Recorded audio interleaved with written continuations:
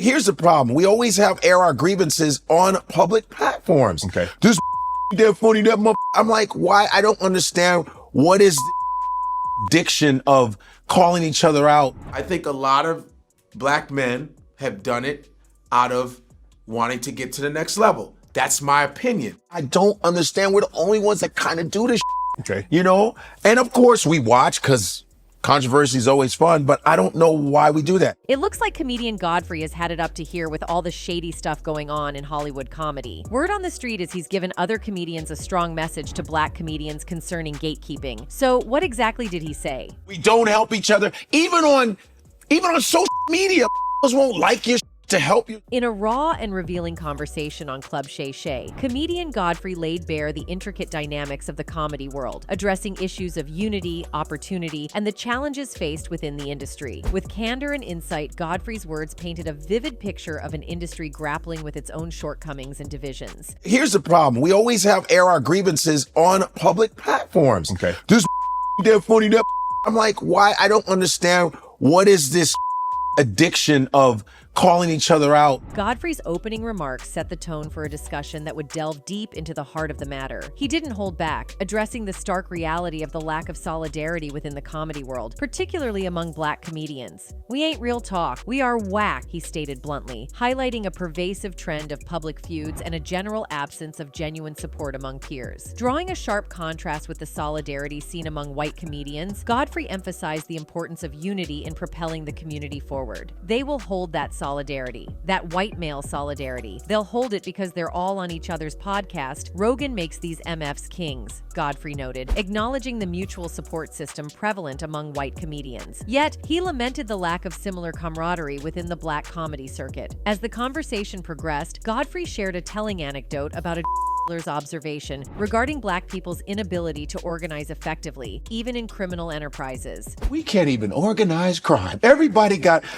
mafia, Italian, there's supposed gay mafia, Russian mafia, we got Irish mafia, and black folks can't even organize crime. Reflecting on his own experiences, Godfrey addressed the possibility of being blackballed in the industry. "I've known people for years who are in positions now, and they just act like they don't know you anymore," he revealed, expressing frustration at the lack of transparency and accountability in Hollywood. Despite his efforts to navigate the industry and adapt to changing landscapes, he felt sidelined by gatekeepers and former acquaintances who seemed to forget their roots once they attained success. Throughout the interview, Godfrey's Nigerian pride shone through as he refused to compromise his authenticity or integrity for fleeting success. "I don't want to dumb myself down for anybody. That comes from that Nigerian pride, man," he declared, asserting his commitment to staying true to himself regardless of the industry's demands. In celebrating those who uplifted their peers, Godfrey highlighted the importance of supporting fellow artists and providing platforms for talent to thrive. As the interview drew to a close, Godfrey's words resonated as a rallying cry for greater solidarity, integrity, and support within the comedy community. While acknowledging the challenges and betrayals that often accompany success, he emphasized the importance of maintaining one's authenticity and uplifting fellow artists along the way. In any case, Godfrey's words resounded with many fans who felt that indeed the Black Hollywood community is the most ununited community in the industry.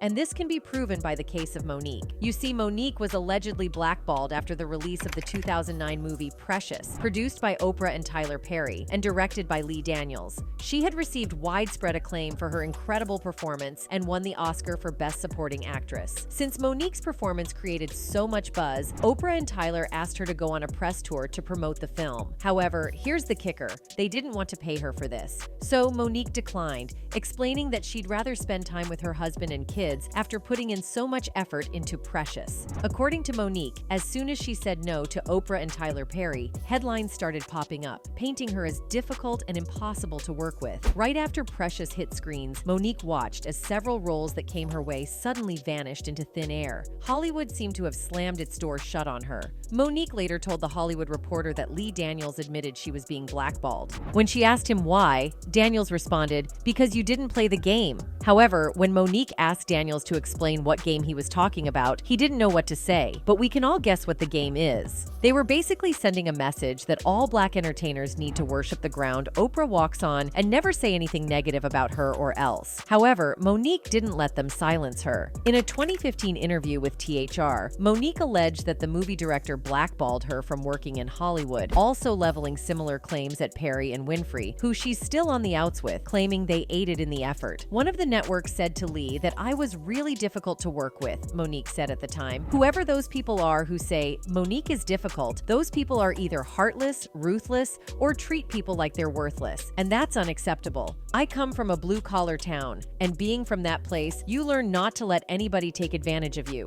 You don't let people mistreat you. You stand up for what's right. After being blackballed, Mo reached out to several comedians, all of whom eventually turned their backs on her. For starters, we have Kevin Hart, whom Monique talked about during her interview on Club Shay Shay. I didn't ask Kevin Hart to do anything. He said, I'll executive produce, I'll partner with you.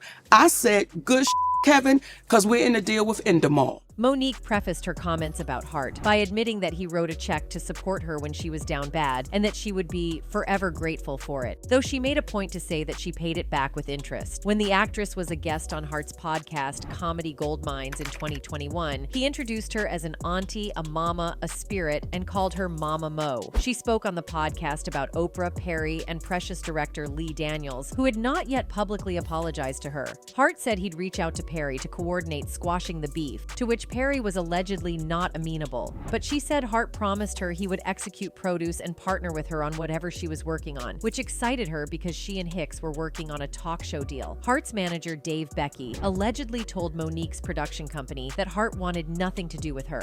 I called Kevin Hart immediately and told him, "They said you didn't want to work with me," she said. He said, "It's just a miscommunication. We're going to talk Tuesday." That was 2 years ago. I've never talked to Kevin Hart again. That's what we're faced with. You allow someone to come between your relationship with a woman you said was like your mother. Well, another person that Mo reached out to was Steve Harvey. You see, during an interview on Harvey's Steve talk show, the comedian and actress said she and her husband and manager, Sydney Hicks, got labeled as difficult for pushing back when the producers of Precious asked her to do more Oscar campaigning. "I said one word," said Monique. "I said no to some powerful people. I said no to Oprah Winfrey. I said no to Tyler Perry. I said no to Lee Daniels, and I said no to Lionsgate. The difficulty came when people that look like me, like Oprah, Tyler, Lee Daniels, and I gotta put my brother Steve Harvey on the list. Y'all knew I was not wrong. Each one of you said to me, 'Monique, you're not wrong.'" The comic added she felt betrayed when Harvey publicly criticized her without speaking to her first. When I heard you go on the air and you said,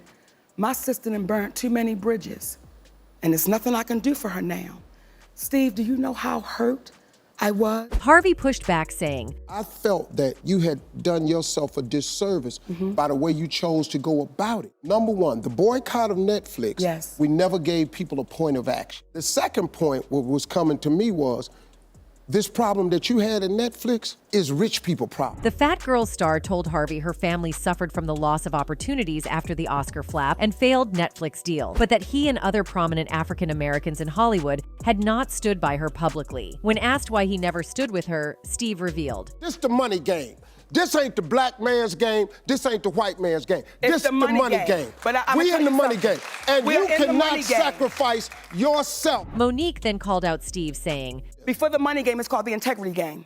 And we've lost the integrity worrying about the money. Steve Harvey's response was downright perplexing and, frankly, quite disconcerting. It's astonishing how he unabashedly admitted that his commitment to money eclipses any shred of integrity he might possess. The willingness to turn a blind eye to the struggles of friends or even his own tribulations just to safeguard his financial interests raises serious questions about his moral compass. This inclination towards silence, especially in the face of adversity, echoes Cat Williams' earlier critique of Steve Harvey. Williams hinted at the hollowness beneath the charismatic exterior, pointing out the disconcerting values that seem to underscore Harvey's actions. They pay you to not talk about things they don't want you to talk about.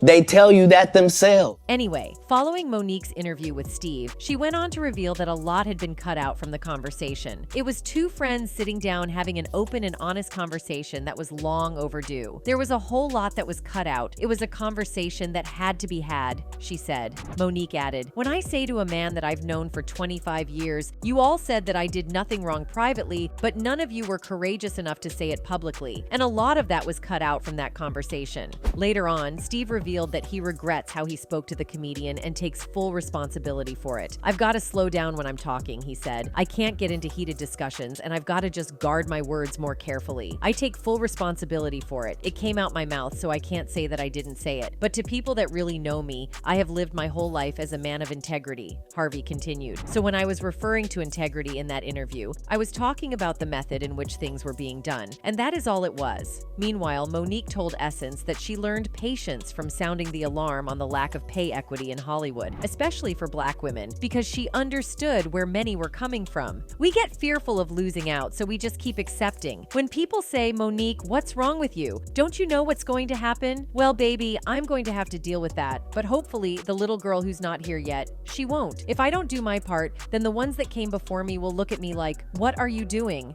You know the ass whoopings we took for you?'" Anyway, aside from not being united, Godfrey has also called out Black comedians for allegedly being coerced by the industry into taking up feminine roles in films. For context, in an interview on Vlad TV, Godfrey explained his reasoning on refusing to wear a dress in either his stand-up routine or in film, sharing his theory that gay roles in Hollywood are meant to suppress Black masculinity by design. When you play a gay role, it's just to shut down Black masculinity. It's to shut it down, to the alpha, because Black masculinity has always been a threat to the white majority. In addition to sharing his belief that Black actors that previously wore dresses only did so to get further in their careers. I think a lot of Black men have done it out of wanting to get to the next level. That's my opinion. Well, there seems to be a lot of truth in what he said. You see, earlier this year, Cat Williams sat down for an interview with Shannon Sharpe on Club Shay Shay, where he talked about the unprecedented speed with which Hart achieved success. In 15 years in Hollywood, no one in Hollywood has a memory of going to a sold-out Kevin Hart show,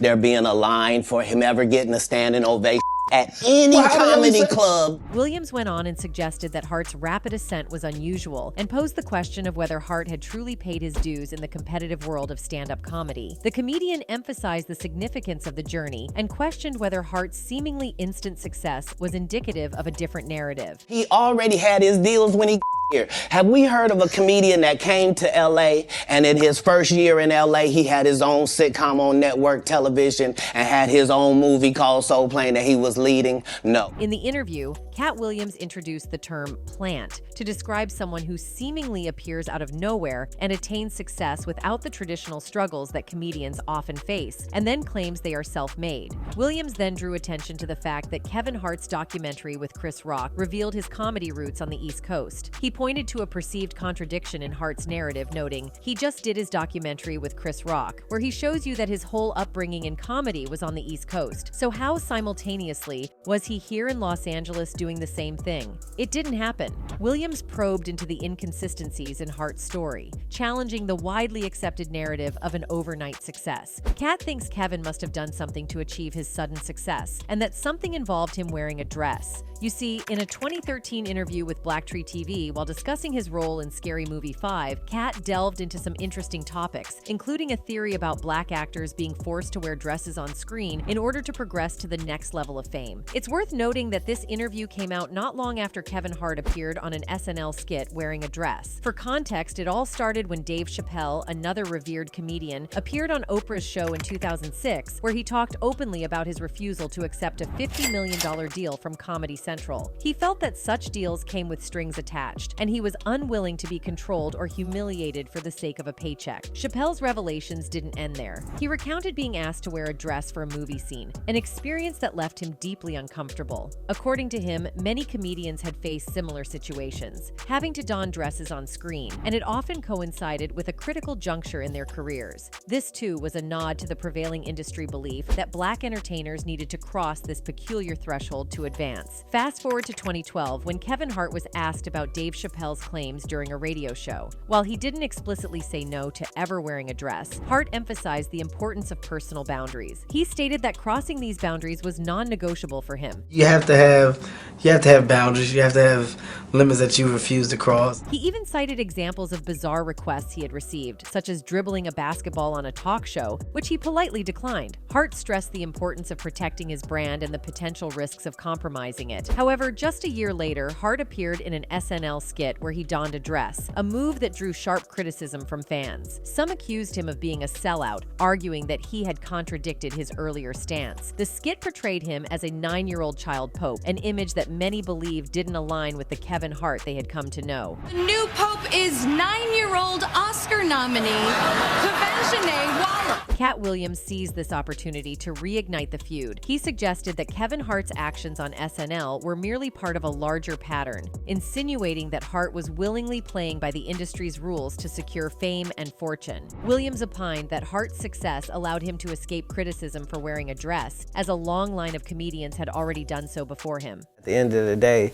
Kevin doesn't have to worry about what people are going to say about him wearing a dress because of the long line of dress-wearing people before him. He pointed to movies like Big Mama's House and the Medea franchise as examples of previous instances where comedians had donned dresses. Williams didn't go all out in his attack on Hart. Instead, he subtly questioned the choices made by comedians who aimed for mainstream success. In any case, Cat Williams also exposed several other comedy sellouts during his Club Shay Shay interview. Williams was particularly scathing when it came to Cedric the Entertainer, whom he described as a walrus and a plagiarist. Cedric told you when you asked him, "Did you steal Cat Williams' joke?" He said, "It don't line up," Williams said. "How it don't line up that I did it on TV in 2018. You came to see me at the Comedy Store do it in 2019 and then did it on the Kings of Comedy? What doesn't line up? This is a televised joke that Mark Curry helped me punch up and get to the level that it was." Williams then proceeded to describe radio personality Ricky Smiley as a liar over his claim that he was supposed to play Money Mike in the 2002 film Friday After Next, a role which Williams played. Smiley, meanwhile, played a Santa Claus robber, but he claimed Williams was supposed to take that role instead. He asserted that Smiley, Cedric, and Harvey allied against him. The way that Ricky Smiley kept appearing at all my auditions is because of Steve and said. He would tell anybody that, "Listen, they got a gang on that side. They know what it is," he added. At one point, the comedian said he walked away from $50 million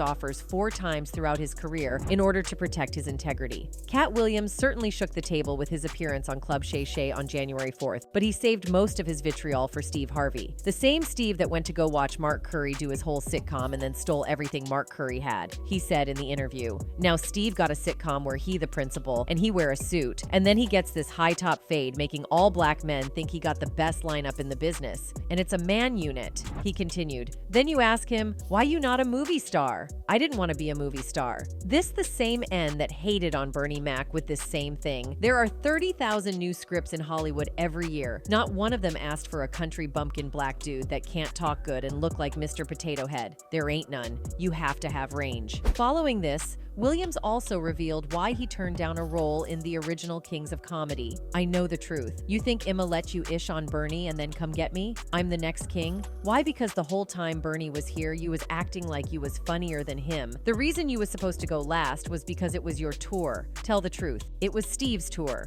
Williams added. Y'all thought y'all had one over on him. You thought he was black and up, and you were good looking, and he couldn't, 'cause you did. And that ain't the way comedy works. The king is the funny. In any case, with all the recent revelations coming out, it's obvious that black comedians don't really have each other's backs and aren't united at all. Anyway, that's it for this video, folks. Bye.